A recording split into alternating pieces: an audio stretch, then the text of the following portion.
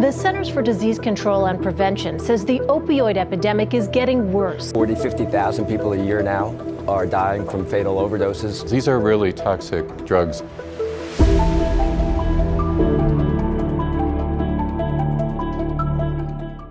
Dear President. Dear President. Dear President. Dear President. Did you know that 74,702 people died from a fentanyl overdose in 2023?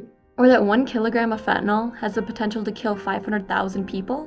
Are you aware that opioid-related deaths rose by 67% between 2017 and 2023? According to the DEA, in 2023, they seized more than 80 million fentanyl-laced fake pills and nearly 12,000 pounds of fentanyl powder. The 2023 seizures are equivalent to more than 390 million lethal doses of fentanyl. The 2024 fentanyl seizures represent over 302 million deadly doses. The Declaration of Independence gives the people of the United States the unalienable rights to life, liberty, and the pursuit of happiness.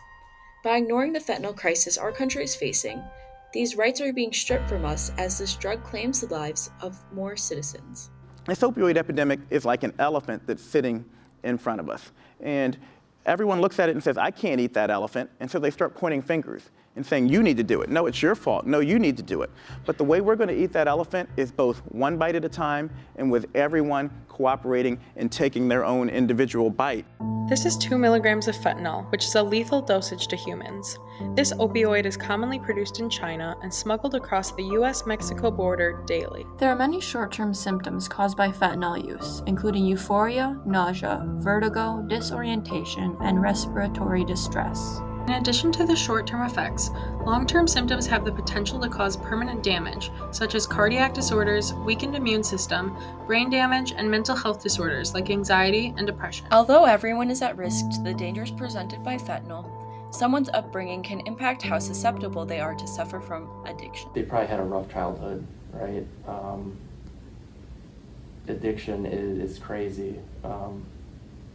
It's tough because more than likely, they come from a split household, right? The parents aren't together at a young age. They've experienced some childhood trauma, and that's, I think, kind of leads into their addiction. So that's definitely a big part of it.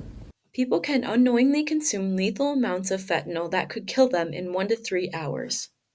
3 months later, Sherry got the toxicology report from her son's death. It was a low-dose hydrocodone with fentanyl, which is 2 milligrams, which was a lethal dosage, and that's how he died. And so I just kept saying, a pill killed my son. I don't understand. Sherry believes her son didn't know the hydrocodone was laced with fentanyl. Some ways we are already working towards ending the fentanyl crisis is by providing students with a suicide and substance abuse helpline on the back of their school IDs. I wish I could get them immediate mental health help or substance abuse help, but I don't have that ability to do on the streets, right? Mm-hmm. We go to an overdose, sometimes we have to administer Narcan to bring them back if they are experiencing an overdose.